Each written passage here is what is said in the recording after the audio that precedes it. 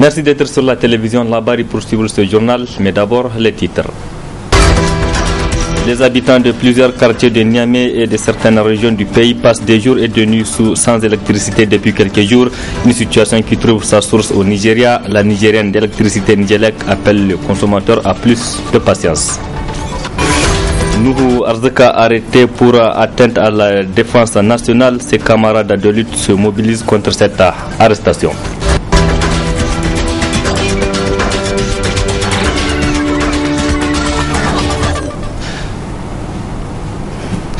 Lundi 25 mai 2015, mesdames, messieurs, bonsoir et bienvenue à tous. D'abord, notez que des éléments de la police nationale ont perquisitionné cet après-midi le domicile du secrétaire général de l'association Alternative Espace Citoyen c'est un rappel, depuis 8 jours en garde à vue à la cellule antiterroriste de Niamey pour chef d'accusation d'association de malfaiteurs en lien avec une entreprise terroriste, selon le ministre de l'Intérieur. Suivons le témoignage de l'épouse de Moussa Tchangari. Moi, je revenais juste du bureau. J'ai trouvé le véhicule de la police devant la porte. Ils m'attendaient pour que j'ouvre à l'intérieur. Ils étaient venus avec Tchangari lui-même pour perquisitionner.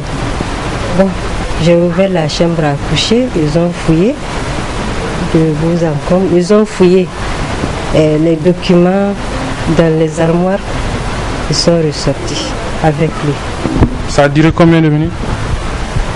Peut-être une trentaine de minutes.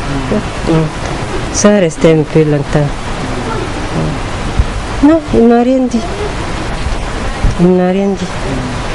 Bon, j'ai juste demandé ce qui se passe. Ils m'ont dit qu'ils sont venus faire leur travail, de les laisser faire. Bon, ils ont continué à fouiller. À la fin, ils sont ressortis avec lui. Bon, on pensait qu'ils allaient à Alternative.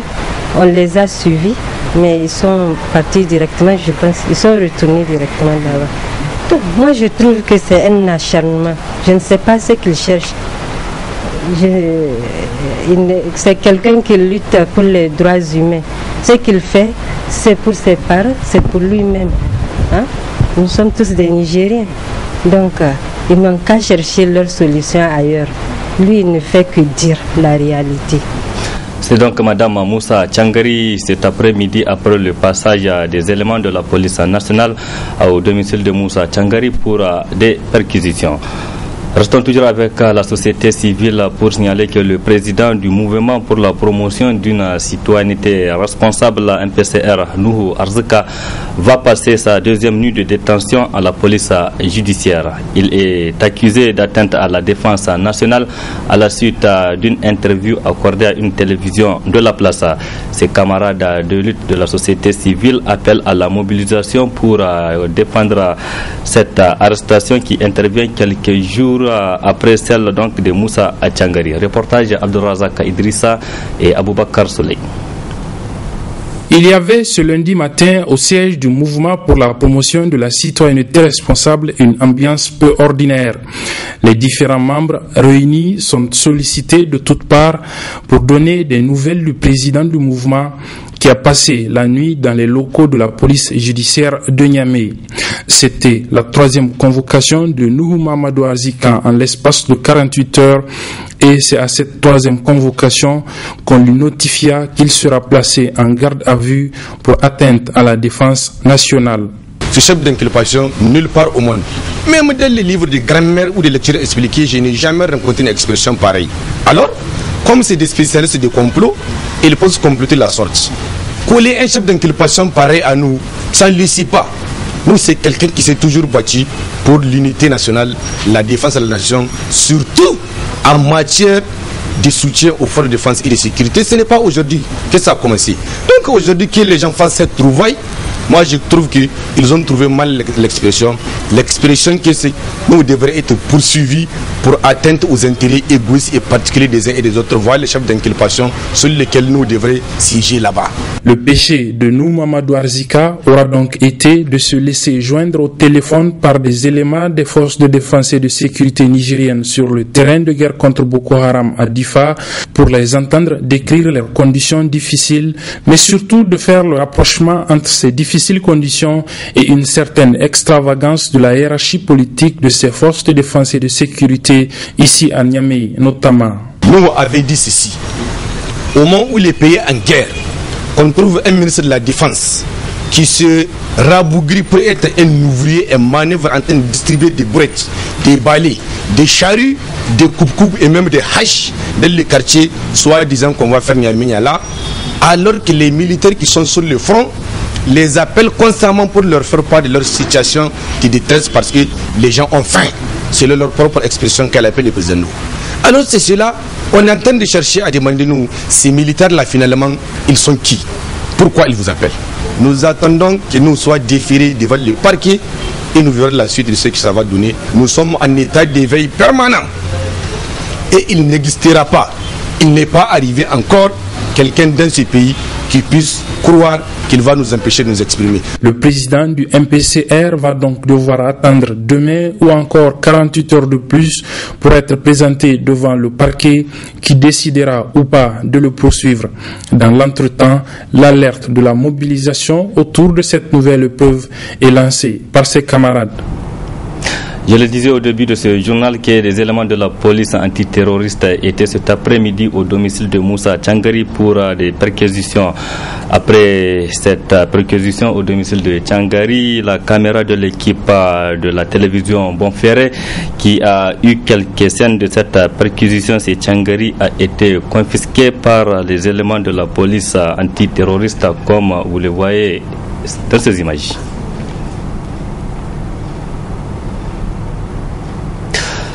Cela dit, situation difficile pour les habitants de la capitale et ceux de certaines régions du Niger. Et en plus de forte chaleur de ces derniers jours, le manque d'électricité vient bouleverser toutes les activités depuis quelques jours. Face à cette situation, la population ne sait plus à quel sens se vouer et elle ne cache pas sa colère. Reportage Adam Soumana et Aboubakar Soleil. L'énergie électrique devient de plus en plus une denrée rare dans la capitale nigérienne avec quasiment des journées entières sans électricité dans la plupart des quartiers, pour ne pas dire tous. Une situation qui du coup bloque toutes les activités des citadins ne sachant plus à quel sens se vouer. Concernant la coupure là, vraiment c'est très grave quoi. Vraiment les gens roulent dans des pertes. Il faut voir ici là, celui qui vend Solani ou bien il vend, mais il faut voir même l'eau fraîche maintenant. On achète ça à 50 francs l'eau fraîche. Hein? Maintenant on ne peut même pas voir l'eau fraîche, même c'est devenu difficile. Hein? Mais les gens c'est là, qu'est-ce qu'ils veulent? Facture on nous amène, on paye. On paye nos factures, si tu n'as pas payé on va te couper. Mais ils n'ont qu'à dire ce qui ne va pas. Puis les enfants, les vieillards qui sont en train de mourir comme ça là, avec la chaleur, vraiment c'est trop. Je ne peux pas comprendre au Niger vraiment qu'est-ce qui se passe. On n'est pas en saison pluvieuse, on nous dit que c'est les pylônes qui sont tombés. Non, nous on ne comprend pas. Au moins le directeur de la Nigélec sort pour dire aux Nigériens, voilà les raisons des coupures. Et il est là, nous on ne comprend pas. Chaque jour on est dans la chaleur, mais vraiment c'est inadmissible. Actuellement il y a des gens qui vont faire des devis pour qu'on leur faire des saisies, mais ils n'ont pas. Ils vont faire tout le tour de Niamey. Hein? Là où tu viens, on dit ah il n'y a pas l'électricité. Là où tu viens, on dit il n'y a pas l'électricité. Voilà. Ça bloque toujours vraiment les vendeurs de viande, de l'eau, de boissons, etc. Au-delà des explications de la Nigélec relativement à ce récurrent problème, les consommateurs demandent une implication des plus hautes autorités du pays. Vraiment, je lance un appel vraiment au président de la République qu'il prend vraiment ces choses en main. Ah oui. Il urge alors de trouver une solution idoine à ces coupures intempestives d'électricité qui souvent n'épargnent même pas le siège de la Nigérienne d'électricité. Après tout ce qui a été dit par le consommateur relativement aux coupures d'électricité de ces derniers jours, la Nigérienne d'électricité Nigelec sort finalement de son silence. À travers un point de presse cet après-midi, le directeur général de la Nigelec lie cette coupure d'électricité à une grève dans le secteur pétrolier au Nigeria. Khalid Adassan. Vous avez dû constater que depuis le début de la saison chaude, il y a des coupures que vous avez votre terme là, vous les appelez coupures intempestives. Puisque ce que nous avons comme disponible aujourd'hui est autour de 120 MW. Et la demande se développe. Ces dernières années, nous avons une croissance de la demande de l'ordre de 15% par an. Nous sommes rattrapés par l'évolution forte de la demande. Et nous avons cette année autour de 118 MW de pointe pour un disponible de 120 MW. Donc toutes nos machines sont constamment en marche. Il arrive que certains moteurs chauffent et ils décrochent. Et c'est ça qui fait qu'il y a des fluctuations. Mais ce sont des coupures qui ne durent pas. On remet les moteurs et on rétablit la situation. C'est ça les coupures qui ne durent pas. Mais depuis le début de la semaine, vous avez vu que ces coupures ont commencé à se prolonger. Parce que dans notre disponible, plus de 60% nous viennent des importations du Nigeria. Et quels que soient les efforts que nous faisons, quand il y a une perturbation sur le réseau du Nigeria, nous n'arrivons pas à faire face à la situation. C'est un fait. Il y a eu des problèmes au niveau du secteur pétrolier au Nigeria. Il y a des grèves. Vous devez savoir qu'actuellement au Nigeria, la situation est complètement perturbée. Il n'y a pas d'essence dans les pompes. Et la production d'énergie du Nigeria provient essentiellement du gaz. Et la distribution du gaz est complètement perturbée. Donc la situation s'est perturbée. Hier, ils étaient arrivés à une phase critique où le réseau s'est effondré. Actuellement, au moment où je vous parle, il y a pratiquement 0 mégawatts d'électricité qui sont sur le réseau du Nigeria depuis hier vers 15 heures. Nous arrivons à nous débrouiller avec les machines que nous avons pour couvrir ici à Niamey et dans toutes les régions ce que nous pouvons couvrir en mettant la priorité sur les zones sensibles, les hôpitaux d'abord et un certain nombre de points sensibles de l'administration, des casernes militaires et tout ça. Donc voilà la situation que nous avons. À Niamey, nous pouvons couvrir entre 40 et 60%. Mais les zones périphériques ne sont pas prioritaires. Donc c'est la même chose dans toutes les régions du Niger. Nous avons toujours autour de 25 à 60% là où c'est bon. Donc voilà la situation que nous sommes en train de vivre. Quand est-ce que ça va finir? Ça va finir quand la grève du Nigeria. Dans environ 4 mois, le Niger sera doté d'un nouveau fichier électoral sous la base duquel interviendront les prochaines élections. Le processus de sa révision est en cours. Ce matin, le coordinateur national a animé un point de presse. Objectif faire l'état d'avancement des travaux. Le compte rendu avec Asmana China et Ibrahim Abdou. Cette sortie du comité du fichier électoral biométrique a pour objectif de faire le point des préparatifs du recensement électoral. À la date d'aujourd'hui, tous les documents techniques sont confectionnés, élaborés et réceptionnés au niveau du CFEB et même acheminés au niveau de toutes les régions. Donc toutes les régions, à la date que je vous parle, ont tous les documents techniques nécessaires pour la collecte de données sur le terrain. Après, maintenant, il y a la phase de mise en place des structures décentralisées au niveau régional, communal et au niveau de la diaspora. Donc, à la date d'aujourd'hui, toutes les structures régionales sont installées et elles sont fonctionnelles. Maintenant, les structures communales sont en voie d'être installées. Donc, c'est aujourd'hui le début de leur installation. Donc, à partir d'aujourd'hui, toutes les coordinations communales seront installées définitivement. Et à partir donc de demain, on va commencer la phase, si vous voulez, des travaux sur le terrain, c'est-à-dire la formation des formateurs. Après, on va recruter les agents recenseurs et on fait la formation de ces agents recenseurs. Le CFEB compte commencer l'opération de recensement porte à porte le 3 juin prochain. C'est pourquoi il attire l'attention des populations, notamment les politiciens, afin de collaborer pour la réussite de l'opération. On attire l'attention de la classe politique surtout, parce que le CFEB travaille pour la classe politique, parce qu'on va faire un fichier électoral. Donc on attire l'attention surtout de la classe politique de nous aider à sensibiliser et d'attirer l'attention des éventuels électeurs d'être sur place à partir du 3 juin 2015, Inch'Allah. Donc ceci dit, surtout nous remercions le gouvernement qui a fait un grand effort. Tout le monde sait que, je ne jette pas de fleurs sur le gouvernement, mais tout le monde sait qu'aujourd'hui le Niger a une situation très difficile. Mais malgré tout, le gouvernement il a fait un grand effort pour pour mettre à notre disposition donc les ressources nécessaires pour débuter ce travail, qui est aussi si important pour un pays. Les élections, en tout cas, c'est une souveraineté nationale et que vraiment c'est le pays qui devrait prendre ça en charge. Les préparatifs de ce recensement se déroulent bien également au niveau de la 9e région du pays, c'est-à-dire la diaspora. Les travaux de la session ordinaire du Conseil supérieur de la communication CSC au titre du mois de mai 2015 ont débuté ce lundi. Plusieurs points sont à l'ordre du jour, notamment celui pour l'amélioration de l'image des femmes dans le milieu et des médias. C'est le président de l'institution, Abdrahman Ousmane, qui a présidé l'ouverture de cette session. Le compte rendu de Nafissa Adamou et Someila Abdoulaye.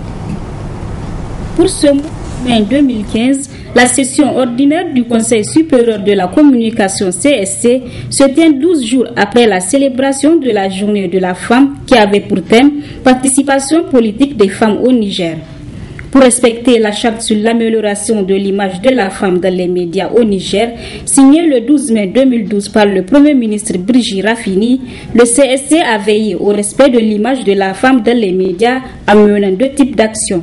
Le premier type d'action est la prise en compte des droits et de l'image de la femme dans les cahiers de charges que notre institution a signé en 2014 avec les organes de la presse audiovisuelle privée, associatifs et communautaire. Le deuxième type d'action est le monitoring justement de l'image de la femme dans le contenu et les programmes des médias. Afin de jouer pleinement son rôle, le Conseil supérieur de la communication doit à l'avenir imaginer d'autres actions en vue de garantir à la femme nigérienne la pleine jouissance de ses droits et surtout pour assurer son développement politique, économique, social et culturel. 6 points essentiels seront examinés au cours de cette session de mai 2015. Le premier point est l'examen et l'adoption du procès verbal de la session ordinaire du Conseil au titre du mois d'avril 2015. Le deuxième point porte sur les informations sur le Conseil supérieur de la communication pendant l'intersession. Le troisième point est relatif à l'examen et l'adoption des rapports de la direction du pluralisme, de la déontologie et de la publicité. Le quatrième point est l'examen et l'adoption des rapports du Conseil de presse et des observations écrites des médias. Le cinquième point est relatif à la proposition des thèmes pour la 8e conférence des instances de régulation de la communication d'Afrique, CECAF, qui va se tenir en fin d'année au Ghana. Et le 6e point porte sur les questions diverses. Il est attendu des conseillers, des échanges et discussions fructueuses en vue d'examiner et d'adopter différents points inscrits à l'ordre du jour de cette session. La page politique de ce journal à présent, le bureau exécutif fédéral de l'organisation des femmes Taraya de la région de Maradi vient d'être doté d'un véhicule. Ce dont 4e du genre dans cette région est l'œuvre de Serkinyaki Katsina Maradi, Dr Abdou Harouna. Une façon pour le donateur d'aider son parti pour la conquête du pouvoir en 2016. Le compte rendu de nos confrères de la télévision Dunia Maradi.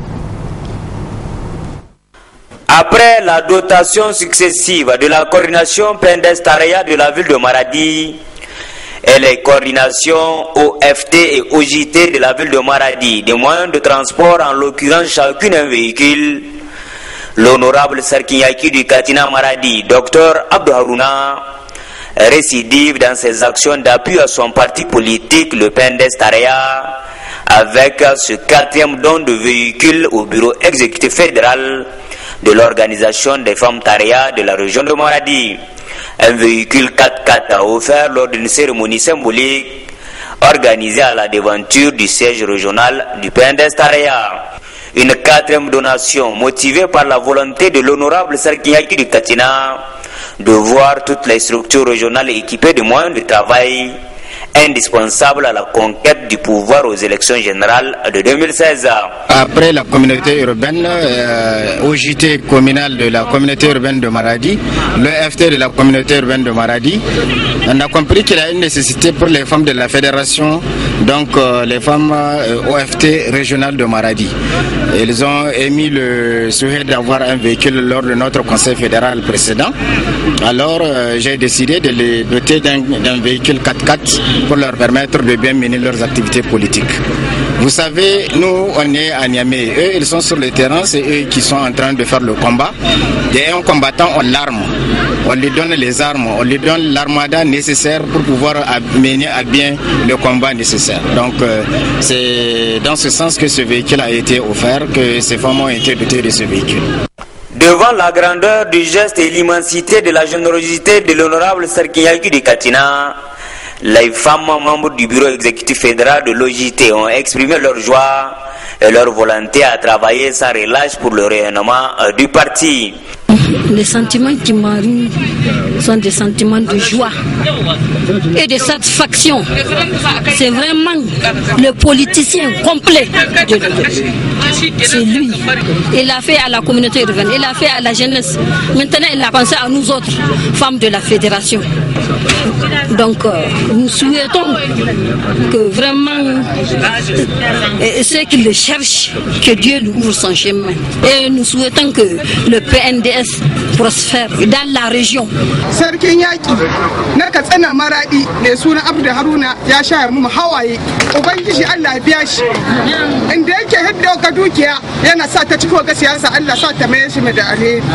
Allah sa ta tana mu da shi ya ci gaba da kyautata mu kasar Maradi. Saboda gwarzo ne kenan ya kamata gwarzo ko da yaushe a kama mai. Daji sai ba ai mu ne haka dani. Mu ne haka furancin balbaji. Mu ne haka wajen ko ina za a saka wa yanzu in Allah za a gana aiki. L'équipement des différentes structures régionales du Pendes-Taraya en matériel logistique permettra au parti d'être en contact permanent avec l'ensemble de ses militantes et militants partout dans la région de Maradi. Après une trêve d'un mois suite à l'attaque de l'île de Karamga dans la région de Difa et l'épidémie de la méningite qui a fait des victimes au Niger, la coordination Lumana de la région de Niamey a repris ses activités hier dimanche avec un meeting de la coordination zone 2 des quartiers Bukoti 1, 2 et 3. Le compte rendu avec Michel Dedi et Soumel Abdoulaye. C'est une manifestation à travers laquelle les militants, militantes et sympathisants de ce parti ont voulu prouver à l'opinion publique leur appartenance inconditionnée au Modenfa Lumana contre vents et marées et leur détermination à accroître leur énergie jusqu'à la période des élections. Oui, camarades, notre mission principale est de débarrasser le Niger, ou du moins ce qu'il en reste de cette désastreuse gouvernance qui nous a fait tant pleurer. Une mobilisation saluée par les responsables communaux et régionaux de ce parti qui se disent satisfaits de cette manifestation. Je suis heureux et satisfait de constater que les militants sont à leur place. Je suis heureux de constater qu'ils ont enregistré au niveau de ces 3 quartiers beaucoup d'adhésions de nouveaux militants. Et là, nous avons donné les conseils nécessaires afin que les conditions soient créées, n'est-ce pas, pour accueillir ces militants et les intégrer dans nos différentes structures. Monsieur le Président, on apprend que le retour de Hama Amadou est ajourné. Pouvez-vous nous expliquer les raisons de ce report? Voyez-vous, nous ne voulons pas que l'arrivée de Hama coïncide avec cette importante opération de recensement. Donc nous avons estimé en réunion de bureau politique qu'il fallait d'abord que nous puissions finaliser les opérations de recensement afin que l'ensemble de nos militants soient inscrits sur les listes électorales avant d'accueillir Hama Amadou ici au Niger. Donc je pense que l'échec du Gouri système aujourd'hui est patent et que la seule réponse à donner à cet échec, c'est de gagner afin de réaliser l'alternance démocratique en 2016. Mais avant 2016, il y a les élections locales que nous allons affronter en 2015 et nous comptons gagner ces élections locales. Pour arriver à cette fin, les leaders du parti ont appelé tous leurs militants à se faire recenser dès que l'opération aura commencé afin d'être au rendez-vous de ces élections. L'Alliance démocratique pour le Niger ADN, FOUSSAA, a officiellement mis en place son bureau du 5e arrondissement de la ville de Niamey. Les membres de ce bureau ont été présentés à la base hier dimanche. C'était en présence des militants et sympathisants du parti ADN FOUSSAA. Voyons tout cela avec Nasser Dontofo et Khalidou Brema. C'est devant les militantes et militants venus des 4 coins du 5e arrondissement que le tout nouveau bureau communal de l'Alliance démocratique pour le Niger ADN FOUSSAA a été présenté. Un bureau composé de 115 membres et à sa tête Amadou Boubacara. Aujourd'hui, vraiment c'est un honneur pour moi d'être le coordinateur communal au niveau de la commune 5 au titre de FOUSSAA. Donc vraiment c'est une grande satisfaction pour moi. Et je profite de cette occasion pour remercier en tout cas toute la population de la commune 5 qui m'ont soutenu. Et Inch'Allah, je leur demande en tout cas de se mettre au travail, car le travail vient de commencer. Parce que comme vous le savez, dans un parti, c'est qu'il faut d'abord se dire, il faut se recenser. C'est le seul parti pour développer le Niger, car vous savez, il faut un sage pour diriger la population. Il faut un sage pour rassembler les gens. On n'a plus besoin, en tout cas, ces leaders qui se sultent, ces leaders qui n'ont pas de respect à leurs parents, ces leaders qui n'ont pas de respect, en tout cas, à leurs aînés. Je pense que pour ceux qui ont ce souci, nous leur appelons de venir à FOUSSAA, car voilà le parti qui vient d'être né. Et ce parti, en tout cas, je pense que c'est l'avenir du Niger en général qui se trouve là. Amadou Boubacara qui promet à sa base d'œuvrer pour le rayonnement du parti, mais aussi pour le développement de la commune. L'ADN FOUSSAA, c'est un parti de sages, c'est un parti vraiment où on ne se sulte pas, c'est un parti où vraiment on veut faire rassembler toute la population pour développer la commune 5. Parce que nous, notre objectif principal, c'est le développement de la commune 5. Car nous avons assez souffert. Ça fait des années et des années qu'on suit des partis, mais malheureusement, on se rend compte que chaque fois, il n'y a pas de résultat. Mais Inch'Allah, nous avons fait le bon choix en choisissant en tout cas le parti de Salah Habi. En 2016, vraiment, nous voulons montrer en tout cas à la population nigérienne que la commune 5 c'est notre affaire. C'est l'affaire vraiment de la population de la commune 5. Les bureaux de la coordination des femmes et celui des jeunes ont été tous présentés à la base à l'occasion de cette cérémonie riche en animation culturelle. Point final de ce journal sur la télévision Labari. Bon début de semaine et excellente nuit à toutes et à tous. Au revoir.